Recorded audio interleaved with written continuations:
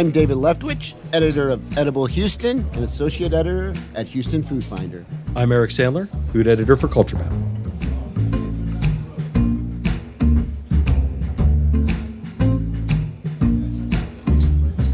Well, Mother's Day is coming up soon, and so a lot of people like to go out for brunch. I think it might not be the best day to go out to take your mother to out to a restaurant because it can be very crowded and packed.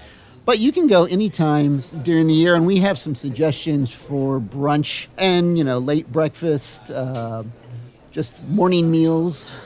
Yeah, I mean, going out for brunch on Mother's Day is a little like going out for dinner on Valentine's Day. It's asking for trouble, but I did identify a few classic brunch destinations that I think are so used to handling the crush year after year that you'll be fine if they aren't already booked up. I did not confirm available reservations, but certainly number one with a bullet, the best Houston brunch is Hugo's, right? This is the brunch buffet of your dreams. They have all of these different meats, egg dishes, sides, vegetables, a whole dessert spread. It's relatively affordable. I think it's $40 or $45 a person, and you will leave full. You will not eat for the rest of Sunday. You will not be hungry again until Tuesday. Well, see, in the same vein, also from the H-Town restaurant group and also a Hugo's restaurant, is I like the breakfast brunch at Herbe, which is their more casual, street food focused restaurant over in the Galleria area. That's not a buffet. That's sit down, but it's got really interesting uses of masa and so maybe a little more casual than Hugo's. Or if you can't get into Hugo's, you can always try Herbe and get a good experience. Right. And then the one other brunch classic that I think we have to sort of mention right off the top is Brennan's, the Creole restaurant in Midtown. It's a jazz brunch, so they have live music playing. Everybody's a little dressed up. The food tastes better with, some milk punch or Brandy Alexander or whatever, some sort of like really ancient, like Mad Men era classic cocktail. And you get egg sardou, you get the redfish, you get one of the Benedict options. You keep it super classic shrimp and grits, and you're dressed up. It's always a nice memory of Brennan's. Well, sticking to on the kind of fancy side or more fancy casual, however you want to define that, is a restaurant that's slowly becoming a Houston classic, and that's Squabble. They have a breakfast on Sunday, or breakfast or brunch 11 to 4. And you can get some of the stuff that they have on their regular menu, like you can get their marinated mussels and calico beans on grilled bread, which is this it sounds like a weird combo, but it's like the really interesting kind of surf and turf, their own version of surf and turf, but it's a really good combo. And, you can get oysters, you can get, they have a very good bread program that you can get their, sourdough, everything sourdough in the morning. But then also they've got some stuff that's specific to brunch, like they have these Wagyu short ribs that are really good. It's a good brunch. They have good cocktails, good wine. Yeah, I mean, another one in that kind of new classic, that's been open for a few years now, Traveler's Table in Montrose. It's a fun concept for a restaurant because they do different dishes from different world culinary traditions. So you can get an Italian dish or an Argentinian dish or a Korean dish, a Thai dish, whatever, and it's not fusion, right? They do each kind of in a distinct style that's true to that tradition. So you can get Japanese souffle pancakes and the Argentinian skirt steak or cheese rolls from Brazil. I mean, it's just a really fun way to eat.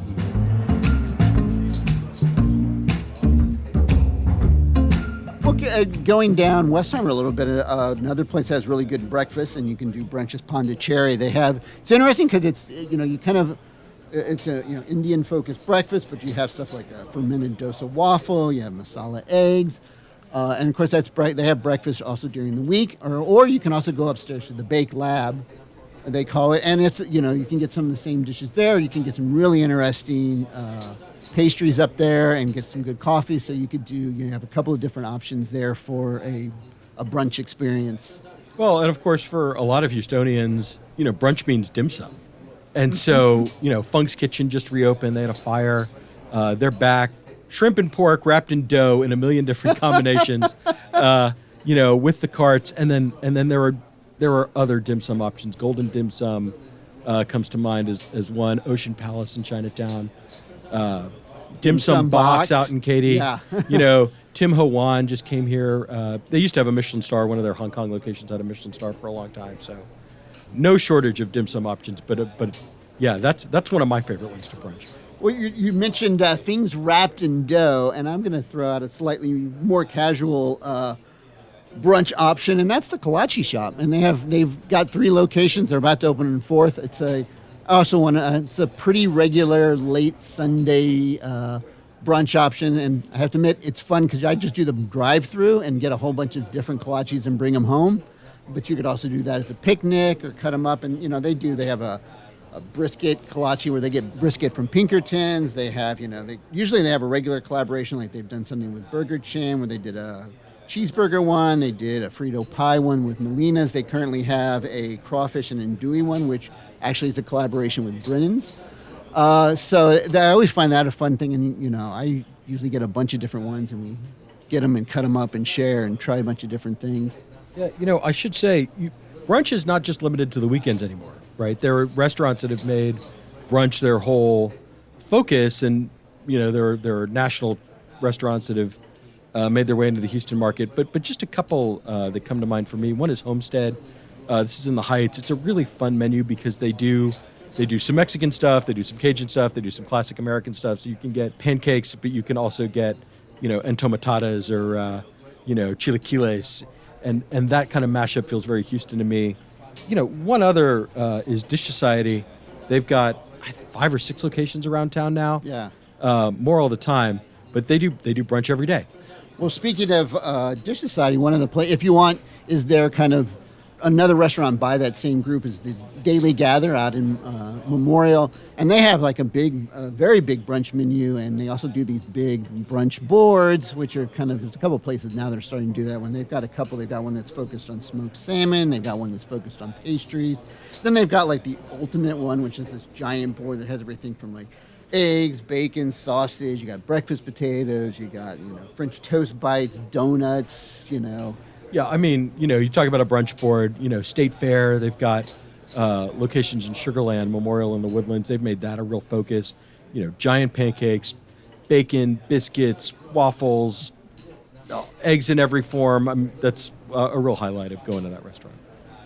Well, another place you talk about places now that have breakfast all day, during the week now, and one of the places is Cochinita and Co., which is it's over off of Telephone Road, and she was sharing the space with Kick and Kombucha, but she's just taken over the space completely herself. She was a recent James Beard semifinalist, but she does a great breakfast and also brunch on the weekends. And one of my favorite things there is they have a nopalitas, which is just the cactus nopal scrambled egg thing, the dish that's really good. She does really good breakfast tacos there. So that's in you can go on the weekends, but also it's you can get breakfast / brunch all week there.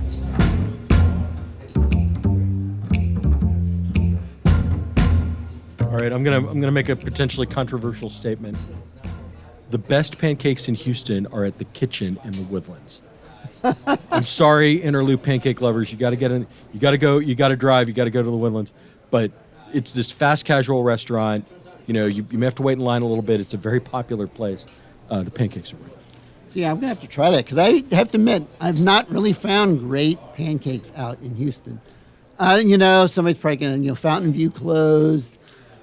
They had ones, I'm kind of used to my New Jersey diner pancakes and from way back. So I'm going to have to try that place. Well, I'm going to throw, it may not be controversial, or it could be because does it count as brunch? It's a Saturday. If you're on a Saturday, you want to have some fun. It's Urban Harvest, where you can get all kinds of breakfast there. You can get, if you want to, Street to Kitchen, which is a James Beard finalist. You can get their Thai omelet. Sometimes they do this amazing Thai grilled cheese that is, be prepared, it is spicy as heck, but it is so good. You can get tacos from El Topo. You can get like breakfast sandwiches from Little Kitchen. They have an amazing selection of pastries from different places, like Emma, who's doing all these great Mexican pastries. Jane Wild is doing some really interesting pastries. All right, so here's the only thing. I would say that is breakfast and not brunch, because for me, Brunch requires cocktails or wine, and you cannot drink at the Urban Harvest Farmers Market. You can get coffee. That does not count. It occurs. We should talk about a couple of places where brunch is like a whole vibe, right? Where it's like you're going for the food. The food is good, but you're really going for the crowd. One of those places is Boss Cat Kitchen, where it's just they're always busy. Super decadent Fruity Pebbles pancakes, sky high burgers, cocktails flowing. Everybody's dressed up. Everybody's having a good time. And then, I recently brunched at Brasserie 19 on their patio.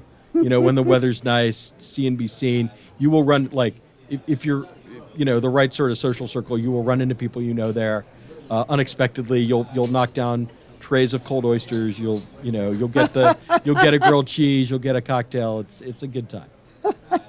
Well, I'm going to wrap up with one. I mentioned them before because they do their Urban Harvest. They are at Urban Harvest, but El Topo in West U, which they also have a brick and mortar location, and they do a good brunch. They have a bunch of different tacos. They're regular taco, but they also have like a milk bread French toast, chicken tinga tostadas, and their food there. Tony Lerman's food is always good. It's an excuse to visit there is never a wrong thing.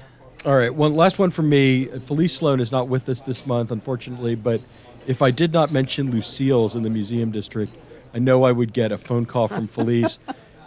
Again, this is one of the most popular brunch destinations. So they're always busy. You're going for the shrimp and grits. You're going for the fried chicken. You're going for all of the classics. Everybody has a good time. Yeah, if it's nice, you want to sit out on the patio. They often have music. It's, can't go wrong. It's the place to be.